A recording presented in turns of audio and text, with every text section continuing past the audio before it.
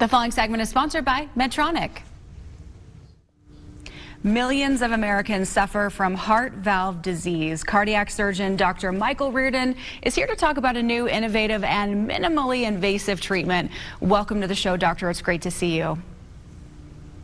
Well, Carrie, thank you so much for having me on. I appreciate the opportunity. Of course. Now, what is heart valve disease, and what should people do if they have been diagnosed? Well, heart valve disease generically refers to the disease of any of the four heart valves, but the one that really needs treatment the most is aortic stenosis. The aortic valve is the valve that lets the blood out of the heart to the rest of the body.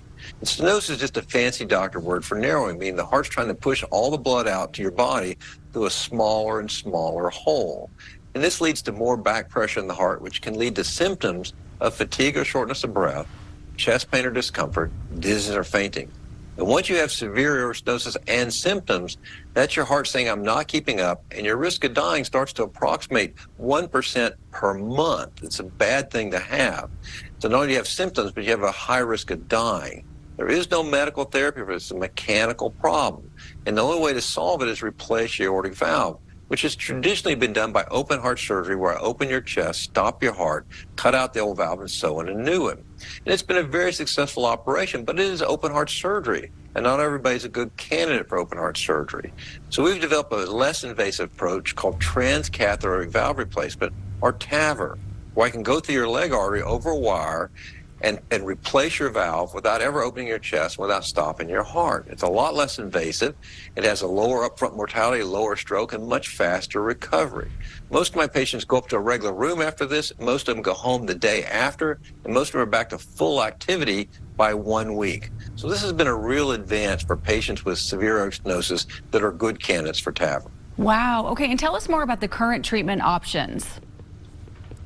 Well, the current treatment options are open heart surgery versus TAVR. Now, our guidelines still say if you're 65 or less, or going to live 20 years or more, you should consider surgery.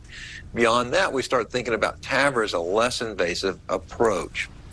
Now, the interesting thing about TAVR is we've always known it's less invasive. We've known for a while that when we compare it against surgery, it has a lower upfront mortality, lower stroke, and faster recovery. The real question has been, would that hold up over time after people recovered from the surgery? We just looked at the 4-year data from the Evolute low-risk trial for the Evolute TAVR valve, and what we saw was that the early advantage for TAVR for mortality, stroke, and recovery was not only maintained over time, but it actually widened in favor of TAVR, which is exciting news for patients that have severe stenosis and are good candidates for TAVR. Yes, that's definitely exciting news. Okay, where can we go for more information, doctor?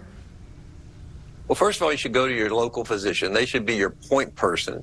But beyond that, you can go to myinteractiveasjourney.com. And at myinteractiveasjourney.com, you'll learn a lot more about aortic stenosis and the treatment options that would be available for you or one of your loved ones who has aortic stenosis. Thank you so much for this information, and thank you for joining us today, Dr. Reardon. Have a wonderful day. Thank you so much for having me on. Thank you for getting this information to those that need it.